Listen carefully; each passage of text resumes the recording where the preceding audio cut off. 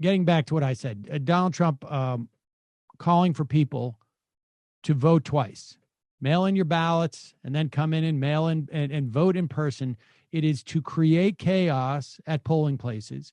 It is to create chaos and a sense that there's something wrong with the mail-in system, that it is unreliable. It doesn't matter that it's all Republican voters.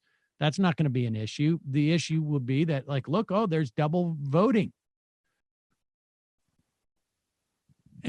But the problem is that Trump has, well, it's not really that big of a problem, I guess, in this day and age, is that he's just encouraged people to commit voter fraud. And that apparently is illegal. So here is Kayleigh McEnany, or whatever her name is. Kayleigh McEnany. How do we say her name?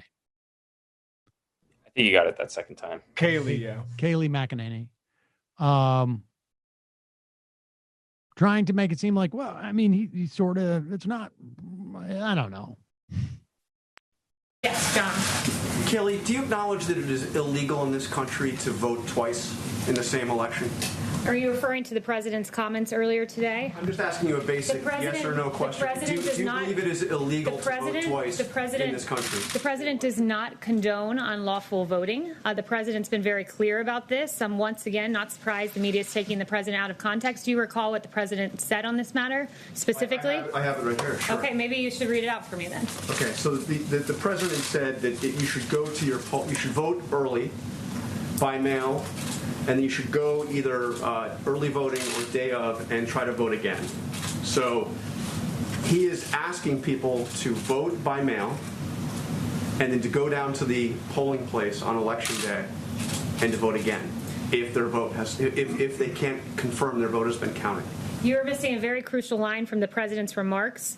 If it is not tabulated, meaning your mail-in vote, then you will be able to vote in person. If it is not tabulated. Kayleigh, there are at least 5 states in this country that do not count any mail-in votes until election day. So those. That's the case. There's at least 5 states. I think there's more that do not count votes that have been mailed in until election day. Now, that's not the way I would do it, but he's clearly trying to mess with the system. And I don't even know why she bothers at this point to say, oh, you didn't say anything illegal. I mean, it's not like there's any way to deal with this. We are in uncharted territories. And I don't even know, like, honestly, you could give me $10 billion and I wouldn't know how to deal with this problem. I mean, I'm open to suggestions, but if someone has an idea, by all means, I am, or email me, tell me. I have no one to give it to, but I mean, I really don't know what the defense is against this type of stuff. Other than, I don't know, hoping. I mean, yeah. Look, honestly, like, the idea is that people go down and do this in the specific state that it happens. You've got a team of Republican lawyers who are ready to go to the courts and say, this is evidence. Mail-in balloting does not work. We have to throw out all the mail-in ballots, and we only count the ones that are in person because those are the only ones we can be sure of. And it goes to the Supreme Court, the state Supreme Court. And if it's in Wisconsin, the Republicans win, period. End of story. We've seen this multiple times. If it's in Michigan, the Republicans are going to win. End of story. If it's in Florida, the Republicans are going to win. If it goes to Pennsylvania, they won't win. The Democrats could take it to the federal Supreme Court, the U.S. Supreme Court, but I'm willing to bet that they're not going to take the case. It's a problem. I don't know what the answer is. And even if we had the ability to sort of, if Jamie could just go, I don't know if you could tell this, but those shelves, they're levers. The whole thing spins around. It's a command center for Antifa. Even if she was able to mobilize sleeper cells of Antifa operatives in those areas to push back on what's going on in those locales, then they'd have to worry about the federal police force just pulling them off the street, which they've basically done their dry runs for. So I don't know. It's a little scary. Yeah. Well, be assured that we've got our best men on it. And, women and genderqueers, because most Antifas are also genderqueer.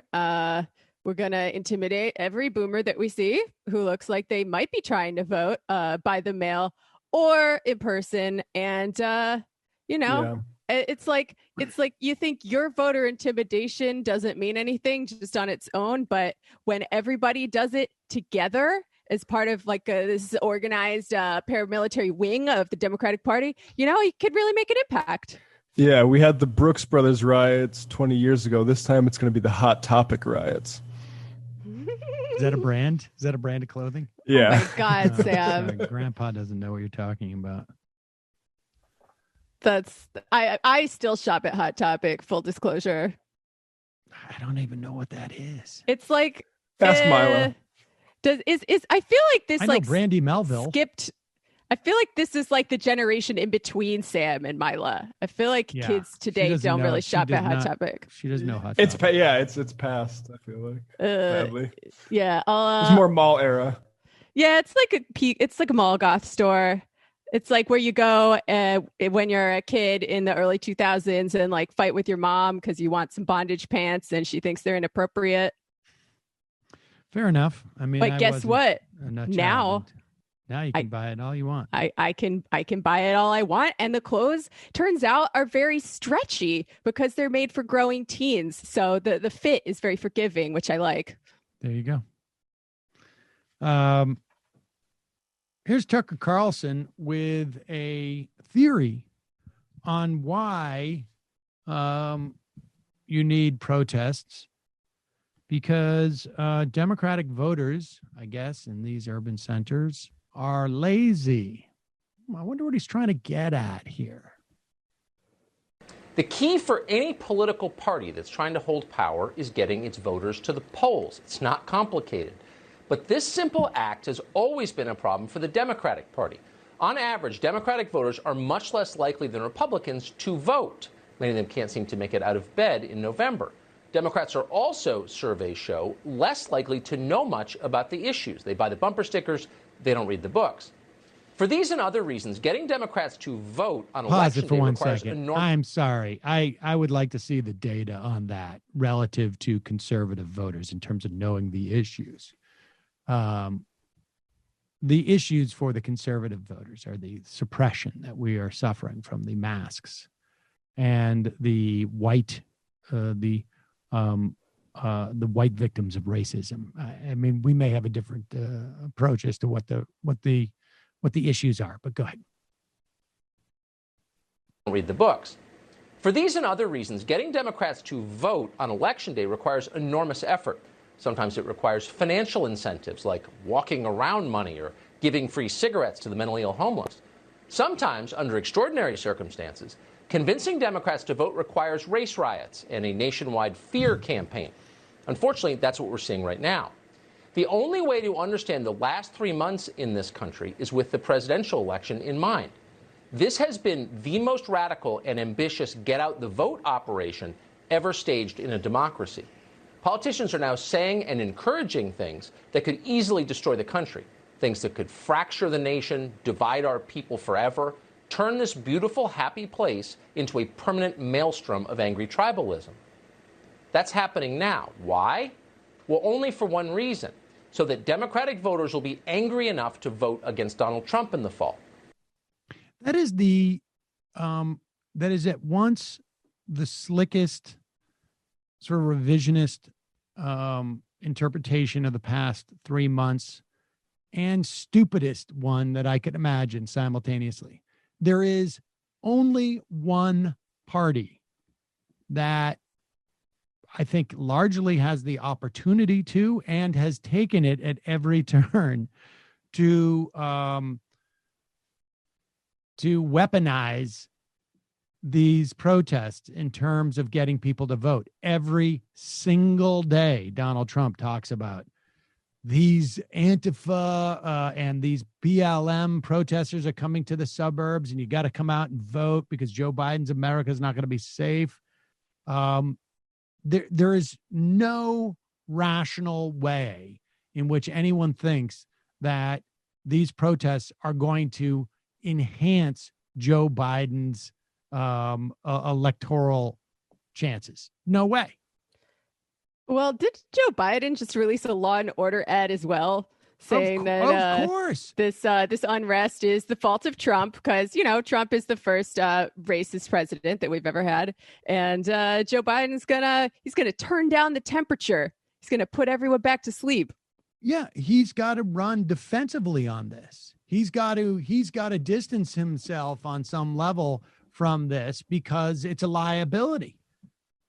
And I mean, he can't even maximize it. He can't maximize the electoral potential like in a way that Donald Trump at least is attempting to do. I mean, this is Tucker Carlson is such a liar. I mean, he is so disingenuous. It is really, really impressive. Really impressive. They get the votes based upon giving out Lucy cigarettes. Yeah. And race riots are the only way to get the poll. I mean, we know what he's talking about here, right? I mean, come on. Yeah.